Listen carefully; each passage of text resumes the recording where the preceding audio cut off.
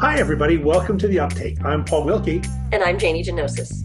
and today we're talking about, we'll call it weather-related PR, but it's more airlines, tourism, and how weather can wreak havoc, or whether how infrastructure can wreak havoc.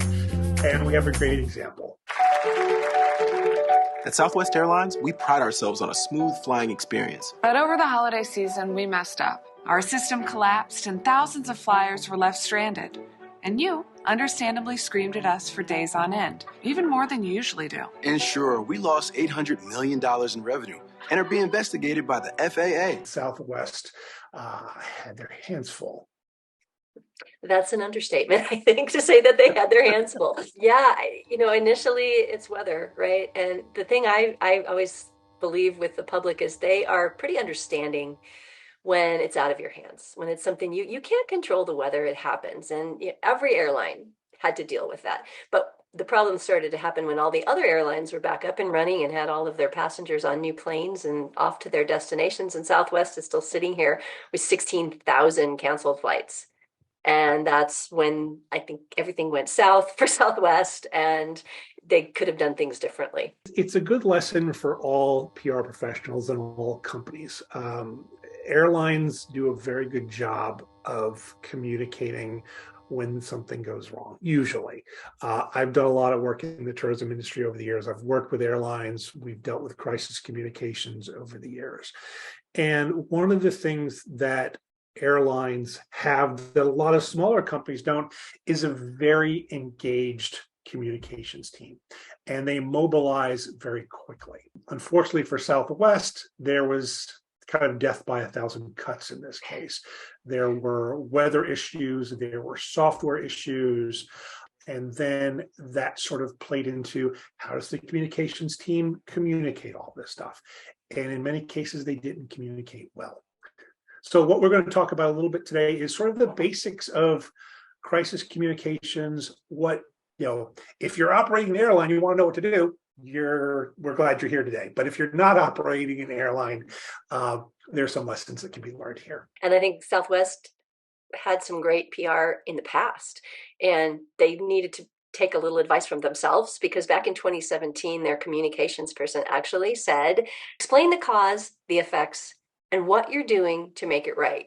And they didn't do any of those things. I think that's great advice, though. Explain what's going on, explain the cause, explain the effects. How is this impacting our stakeholders, the public? And then what are you doing about it? That's very important to always explain anytime you have a crisis. And if you don't know, say that you don't know, you're working on it, and then come back when you do know and explain. Yeah, I mean, sort of the three, I was about to call them the unwritten rules, but they're actually written somewhere. I think a lot of us have written them over the years.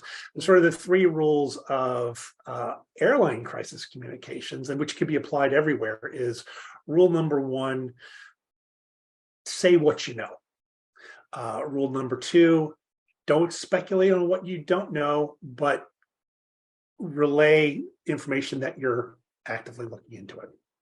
And the third thing is, and this is most important, be empathetic. What you're doing impacts people who aren't used to dealing with situations like this, and they're going to look to you for information. They're going to look to you for guidance. They're going to look to you for a solution. So as a PR practitioner, you need to be in lockstep with the management team on what they know, what they want to reveal, what they can say, and then say it. And be very careful, too, about what you say internally.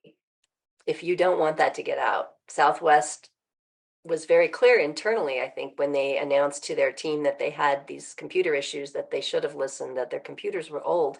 And they had the Pilots Association, their own union, Wall Street Journal, New York Times reporting on this before they had a chance to share this with the public. And I think when you know something, you have to admit it, talk about it, get it out there in your terms. Otherwise, it's going to be on other people's terms.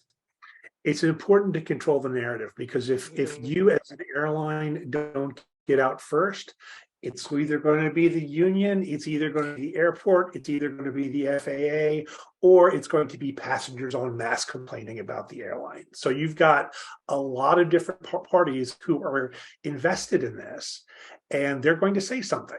So get out there early, be forthcoming, be empathetic, be truthful. I think that's all great advice, and it can translate into great advice for other companies that aren't necessarily as big as Southwest.